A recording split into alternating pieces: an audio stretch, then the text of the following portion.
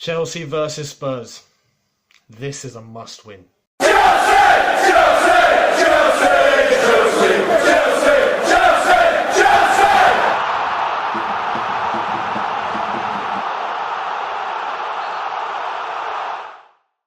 Hello everyone, welcome back to 100% Chelsea. It's been a long time since I've been able to say that one. I'm glad to be back on here. It's been 3 years since I've done a preview here. This is going to be good. I'm filling in for Lawrence. Lawrence is unfortunately off today. He won't be able to do this preview, so I am filling in at the request of the lovely Louis, who I hope you're all enjoying on here. He's done a fantastic job with this channel, and I'm more than happy to fill in when needed. Anyway, Chelsea versus Tottenham. Before we get into the game, I come bearing gifts. It's been a long time, so I come bearing a gift for all of you guys. A fantastic offer that you guys have to take advantage of. Now, NetBet are partnered along with us today, and we are offering a fantastic offer in the description below. 40-1 on Chelsea to beat Dynamo Kiev in the Europa League.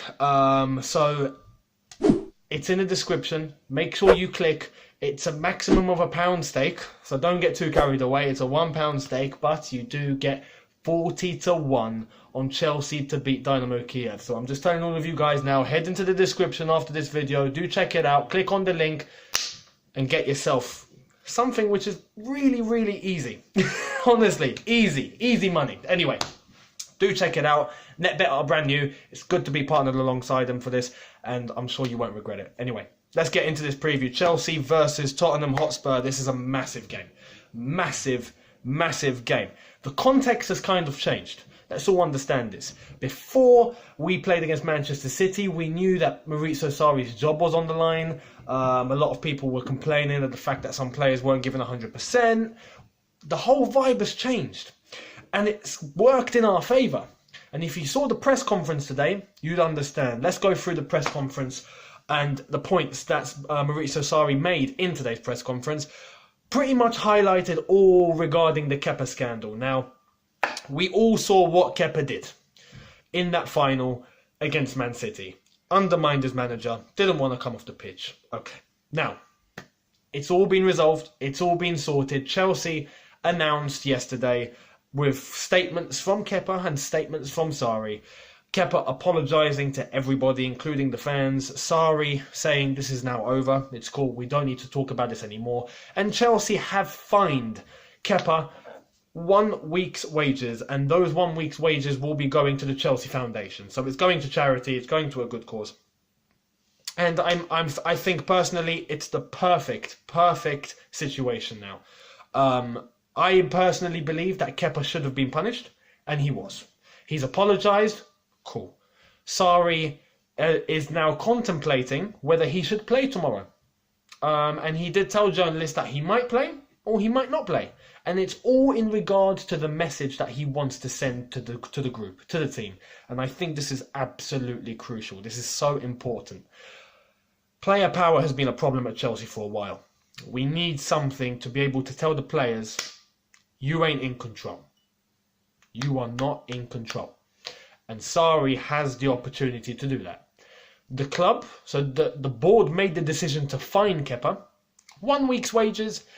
It's the gesture that counts for me. I mean, what's 1 week's wages to a footballer nowadays? It's like 20p in your pocket. It's like you've lost 20p. You get over it. It's fine.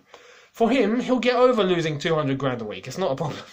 I can't believe I can say that. Anyway, that's the gesture from the club, just to mark some form of punishment. Now, Sarri has the power to not play him tomorrow.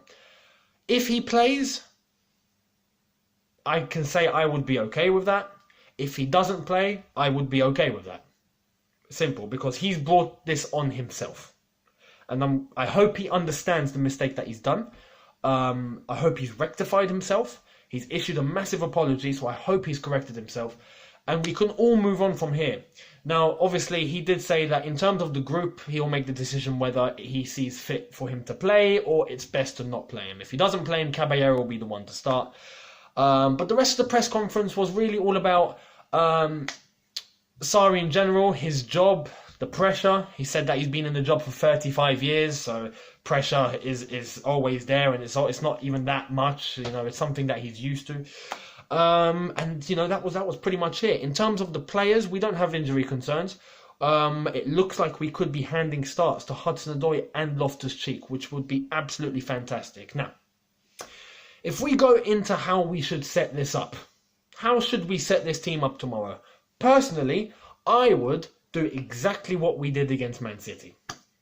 Sarri in the press conference did highlight that over the last 2 games we've been much better in the defensive phase, which is true. But the last game against Manchester City was pretty evident why. We played in a defensive manner, especially for the first half. We were a lot more tight, we were a lot more solid, we weren't really pressing high, we weren't all about possession. It was simply, when we have the ball, we try and take advantage, and if we don't have the ball, we sit back and we contain them. It's as simple as that. And we have to do that against Spurs. We are not in a position, and we don't have the quality in the squad to be able to go toe-to-toe with Man City or Tottenham or Liverpool and try and play with a high press in their faces and trying to outplay them that way. We're not there. We are not there. So, we need to find another way. A lot of people have been on Sarri's back lately. Me included. If you see over on my channel, I've been harsh on him. Justifiably, I reckon. I've been, correct in my analysis. But I was only doing that because he wasn't changing. And against City, he showed that he can change and he can adapt and he can put the players who deserve to play. Now, it looks like we have someone who's completely clued on. Now, if he's going to do that, and it looks like he will, Sarri needs all the backing in the world, he needs all the control of the team, and it looks like he's got it. In terms of the starting lineup, we are going with either Kepa or Caballero in goal. The issue needs to be clarified tomorrow when the lineups are revealed, who's going to start that one. Emerson will be playing. He did say in the press conference that Emerson has been doing fantastic lately, and he doesn't have a choice but to use him because he's been playing so good, which means Alonso has pretty much been dropped. Finally. Emerson will be playing left back, right back. We have to go with Azpilicueta because we just don't have the options to go and change right back. Who do we have at right back? Zappacosta? The one thing I have an issue with at the moment in terms of Azpilicueta is his captaincy. Because we saw in that whole fight in the final with that whole situation that unfolded between Kepa and Sarri, he lost control. Not once did Azpilicueta intervene to try and sort the situation out. As the captain, as the manager's man on the pitch, he didn't bother. So I've got issues regarding that. However, he has to play. There's no other one that can play at right back. The 2 centre-backs, David Luiz and Rudiger, are pretty much going to be the 2 that he does pick. In terms of the midfield 3, we are going with Jorginho, Kante, and I do suspect Loftus-Cheek will get the start. So I think we're going to see those 3. The front 3, I reckon we're going to get our Triple H. If you know wrestling, you understand what I mean. If you don't know wrestling, go and look it up. But Triple H is powerful. We're going Eden Hazard. I reckon he'll start Hudson-Odoi for this one. And I reckon he'll go Gonzalo Higuain. He won't go over false 9.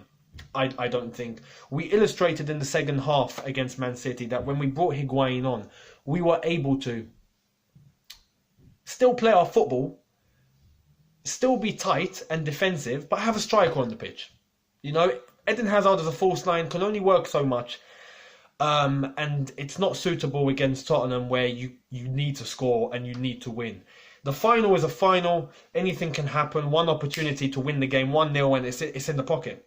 Tomorrow against Tottenham, we're at home. We need the points. Tottenham need the points, but not as much as we need the points. We got to push out, and for that reason, we need a striker on the pitch. So, I reckon that will be the 11. How do I see the game going down? I do think Sarri is going to be conservative like he was against Man City. And then I believe he'll start resorting back to his original football.